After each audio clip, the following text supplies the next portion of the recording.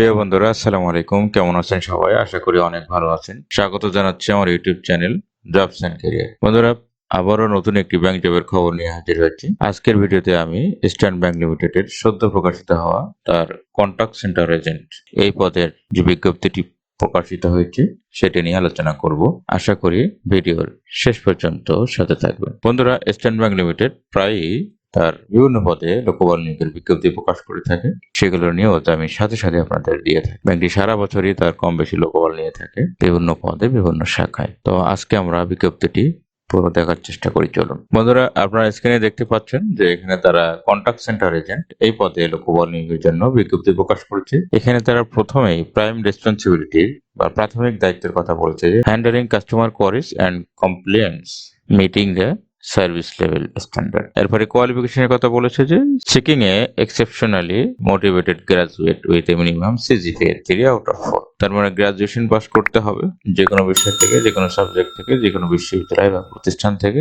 সমমান হলেও কিন্তু এখানে আবেদন করতে পারবেন। তবে শর্ত হলো আপনাকে অনার্স বা সমমানের ক্ষেত্রে সিজিপিএ 4 পয়েন্টের স্কেলে আপনাকে কমপক্ষে 3 পয়েন্ট পেয়ে উত্তীর্ণ হতে হবে। এরপরে 6 মাসের যাদের অভিজ্ঞতা আছে এই ফিল্ডে কাজ করার, তাদের জন্য এখানে সুযোগ দেওয়া হবে এক্সট্রা। সেটি তারা বলেছে ফ্রেশ, যারা গ্রাজুয়েট পাস করেছেন, কোনো অভিজ্ঞতা নেই, তারা এখানে আবেদন করতে পারবেন। এরপরে বলা হয়েছে বাংলা ইংলিশে আপনাকে কথা বলার দক্ষতা থাকতে হবে, সেটি বলেছে।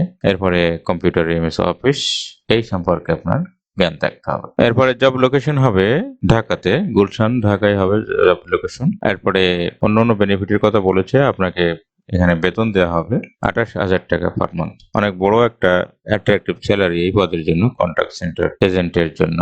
এরপরে বলা হয়েছে যে এখানে অন্যান্য সুযোগ সুবিধা যে ব্যাংক পলিসিতে আছে সেই পলিসি অনুযায়ী আপনি বেতন ভাতা অন্যান্য সুযোগ সুবিধা প্রাপ্ত হবেন। আপনাকে পার্মানেন্ট পজিশনে 1 বছরের পরে নিয়ে যাওয়া হবে, সেটি তারা বলেছে। এটি সকল পদের ক্ষেত্রে হয়, কমপক্ষে 1 বছর বা 6 মাস প্রবেশন পিরিয়ড থাকে, দেন তাকে স্থায়ী করা হয়। তো এটির ক্ষেত্রে সেটি হয়েছে। বন্ধুরা, এখানে আবেদন করতে হবে 26শে ফেব্রুয়ারির মধ্যে।